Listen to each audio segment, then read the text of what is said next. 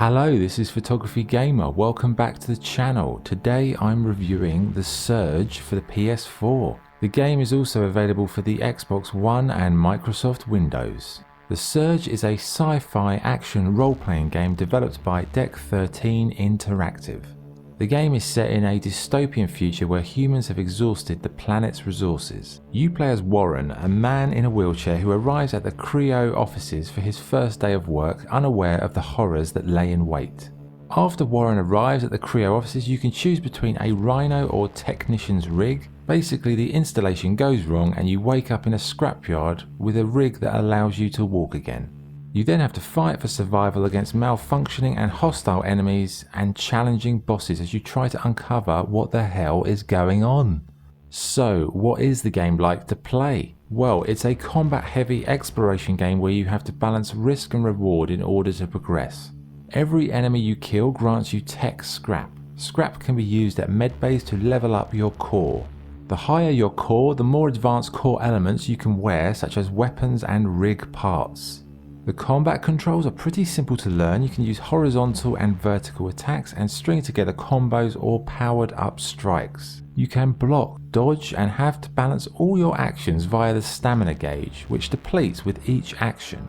The more you strike your enemies, the more your surge builds up. Once it's high enough, you can chop off the limbs of your enemies. And this is a key part of progressing in the Surge. You can highlight legs, arms, torsos or the head, and if you have the Surge power you can cut that limb off, collect it and use it for scrap or blueprints. The more you use weapon types, your proficiency will increase, and generally the progression system is well balanced and intuitive. Later on you get more advanced items and you will also get a drone companion to help you on your quest. But the highlight of the combat, as usual, are the epic and ridiculously tough boss battles which will drive you insane.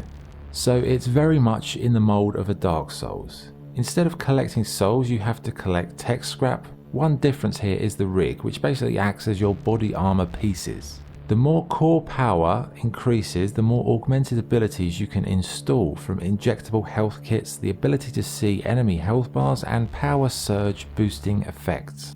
And the way you can acquire whole rig armor sets is excellent. Like if you find an enemy with a really cool rig, you can kill them, surge attack their limbs, collect the limb, go to the medbay and craft that limb. Then repeat. See it, cut it, craft it, wear it. Done. It definitely helps alleviate some of the boredom of these grindy Souls-like games and makes for a more interesting progression system. One other nice feature is the ability to bank your tech scrap, so no more carrying around endless supplies at the risk of losing them. As when you die you drop your scrap, and if you don't get back there within a certain time limit, it's gone for good. The game world is a sci-fi industrial type world that feels really well crafted and interconnected.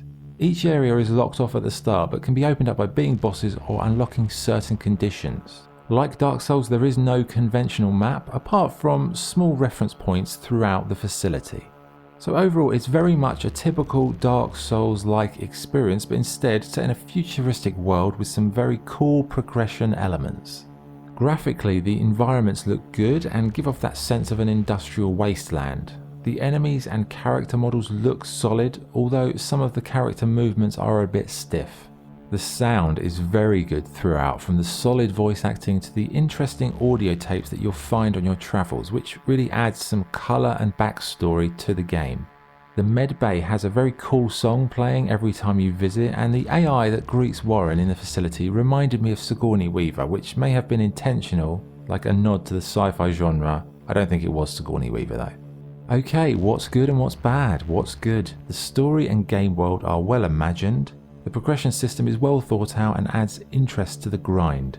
The armor, weapons and combat system are excellent, and it's a very immersive and challenging experience to play through. What's bad? There are sections where you'll be underpowered and have to grind for several hours to level up, and some of the boss fights are quite frustrating and ridiculous. So what is the verdict? The Surge is a well-made, well-thought-out combat adventure game set in a dark and dystopian future. The combat is in-depth, the progression system is rewarding, and the ability to cut off limbs to form your own armor sets makes the grinding less tedious.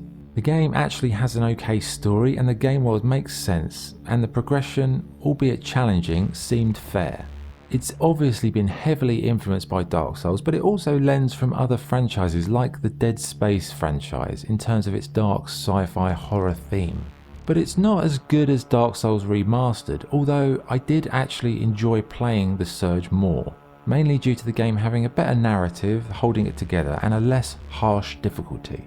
But you will have to be a fan of combat and be prepared to endure a fair bit of grinding to get to the end and to get the most out of this game. So with all that being said, my score for the Surge is 8.7 out of 10. Okay, that was the review. Thank you for watching. If you enjoyed the video, please like and subscribe. This is Photography Gamer signing off. Thank you.